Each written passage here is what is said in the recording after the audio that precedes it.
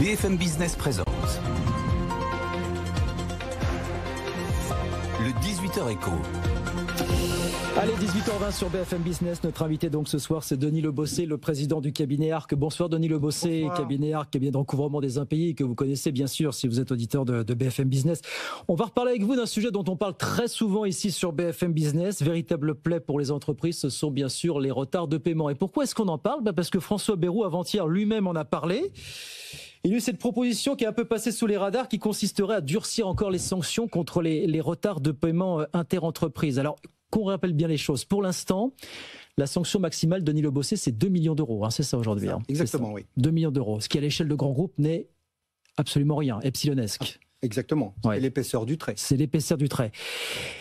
Et la publication sur le site de la répression des fraudes, bien sûr, de la dite amende, le fameux Neman-Shem. Et François Bayrou lui propose d'aller plus loin. Il propose que le plafond des sanctions, soit porté à 1% du chiffre d'affaires mondial de l'entreprise qui paye avec retard. Est-ce que ça serait vraiment une décision qui changerait les choses, ça, Denis Lebossé ? En tout cas, c'est une décision qui est très attendue. Ouais. Très attendue depuis de longue date. Nous posons la question régulièrement dans le cadre de notre baromètre cabinet Arc-IFOP. Oui. Et cette décision est plébiscitée par 85% des entreprises qui souhaitent qu'effectivement les amendes soient proportionnelles au chiffre d'affaires des entreprises sanctionnées. C'est beaucoup plus dissuasif, donc. Effectivement, une entreprise qui aujourd'hui...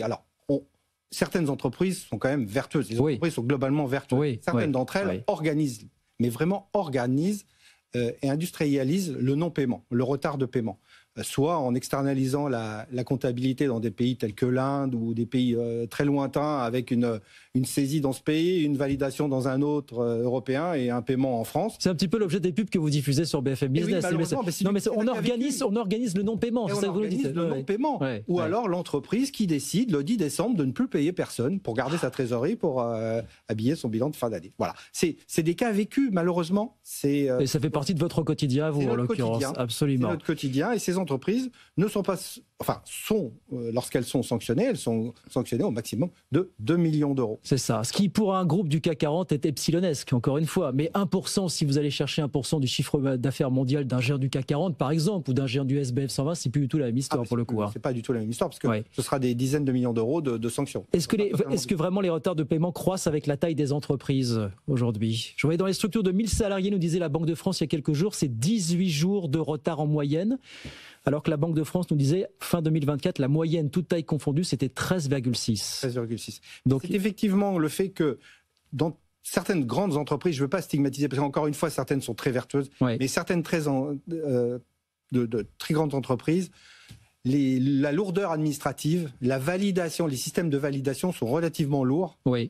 Et il est très difficile pour certains de descendre en dessous de 30 jours. 30 jours, c'est un délai raisonnable. 60 jours, c'est le maximum. Absolument. Et au-dessus, c'est inacceptable. Et au-dessus, c'est inacceptable. Est-ce que mettre ce plafond de 1% sur le chiffre d'affaires mondial, j'ai lu que ça pourrait mettre la France parmi les États les plus répressifs en la matière. C'est vrai ? C'est utile. Est-ce qu'on est plus laxiste que nos voisins, en fait ? C'est la question que je vous pose. Effectivement, nous sommes plus laxistes que certains de nos voisins. On va mettre de côté l'Italie, l'Espagne et l'Europe du Sud, mais quand on se compare avec l'Europe du Nord, effectivement, nous sommes considérés comme laxistes. C'est-à-dire en Allemagne, comment ça se passe, par exemple ? Les délais de paiement sont plutôt proches de 30 jours, ou 20 à 30 jours. Il faut rappeler le tort que tout ça coûte aux entreprises. Il y a ce chiffre qui circule qui nous dit en 2024, ce sont 15 milliards d'euros de trésorerie supplémentaires qui ne sont pas arrivés dans les caisses des entreprises à cause de ces retards de paiement. Il faut dire ce que c'est. 15 milliards d'euros qui ne sont pas dans les caisses des entreprises et qui créent une vraie problématique pour certaines entreprises qui, elles, ne peuvent pas respecter leur délai de paiement parce qu'elles ne disposent pas de trésorerie. Ce sont des entreprises qui ont connu une certaine crise après cette période Covid, une accumulation des dettes, un manque de financement, parce qu'il leur restait des PGE remboursés, donc des difficultés pour se faire financer. Et la double peine, c'est de ne pas être payé dans les délais, parce que l'économie, le ralentissement économique qui a fait que le marché s'est relativement ralenti, les marchés une certaine tension sur le business, a fait en sorte que ces entreprises sont victimes d'un rapport de force. vous avez un rapport de force qui s'est institué. Alors, non pas seulement entre les grandes entreprises et les plus petites, mais entre deux PME, entre deux ETI, vous pouvez avoir un rapport de force qui s'instaure et qui fait que l'entreprise n'est pas réglée dans les délais. Vous citiez les PGE, il y a encore un sujet de PGE en 2025 pour beaucoup d'entreprises. Il y a encore un sujet de PGE qui reste à rembourser, avec une accumulation des dettes fiscales et sociales accumulées pendant la période Covid, plus les charges courantes, donc ce qui fait que certaines entreprises sont encore aujourd'hui en difficulté. Et concernant donc ce plafond de 1% du chiffre d'affaires mondial, il y a une proposition de loi qui va passer prochainement. Le Premier ministre en a parlé avant-hier. Il y a une proposition de loi qui va passer prochainement au Parlement à ce sujet. Tout à fait. Donc ça se précise, ça va se faire pour vous.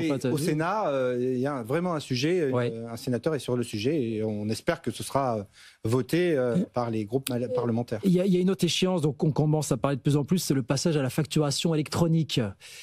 Est-ce que ça aussi, vous dites, ça va être un facteur de résolution pour beaucoup d'entreprises finalement? Alors, c'est un facteur très très positif parce qu'effectivement les entreprises... Ça peut faire baisser les retards de paiement pour vous, la facturation électronique? On peut l'espérer. Néanmoins, l'entreprise ne pourra plus, de mauvaise foi, ne pourra plus signifier qu'elle n'a pas reçu la facture. On a la transposition dans le secteur public. Et encore une fois, on l'a déjà dit. Il serait bien souhaitable que ce soit applicable dans le secteur public. Mais vous nous avez dit que souvent le public n'était pas le bon élève en la matière. C'est pas forcément le bon élève. Pourtant, ils sont en facture électronique depuis plusieurs années par le système Chorus. Mais c'est vrai ça permet la traçabilité de la facture, mais ça n'accélérera peut-être pas, on souhaite, mais ça n'améliorera pas de plusieurs jours le retard de paiement. On ne peut que l'espérer. Ça ne sera pas la panacée, effectivement. On rappelle, pour finir, il nous reste 1 minute 30, 2 minutes, Denis Le Bossé, que ces retards de paiement sont responsables d'une faillite d'entreprise sur 4 en France. Ce chiffre tient toujours. C'est un chiffre, effectivement, les retards de paiement ont un impact très fort sur le nombre de dépôts de bilan. C'est vraiment un élément essentiel du retard. Mais ce n'est pas le seul. Le problème, c'est bien sûr très souvent un manque de fonds propres, un manque de trésorerie, et puis quelquefois des erreurs de gestion qui entraînent le dépôt de bilan des entreprises. 66 000 faillites l'an dernier en France. On a franchi un pic. Ça, c'était 2024. 2025, est-ce que vous observez les mêmes tendances? Malheureusement, aujourd'hui, on est sur la même tendance. On est sur le même trend aujourd'hui. On peut espérer qu'en fin d'année, on ait un ralentissement, parce qu'avec une reprise, avec une confiance, parce que l'activité, c'est la confiance. Oui, bien sûr. Il faut de la confiance. J'espère qu'un budget sera voté et on pourra garder cette confiance. Ça va être quelque chose de déterminant qu'un budget soit voté pour vous. C'est essentiel. C'est essentiel qu'on ait une stabilité et une confiance qui soit pérenne. Voilà pour l'incertitude des prochains mois. Merci beaucoup, Denis Le Bossé, en tout cas. Merci de passer nous voir ce soir, le président du cabinet ARC, cabinet de recouvrement des impayés, avec nous ce soir sur BFM Business. Merci infiniment.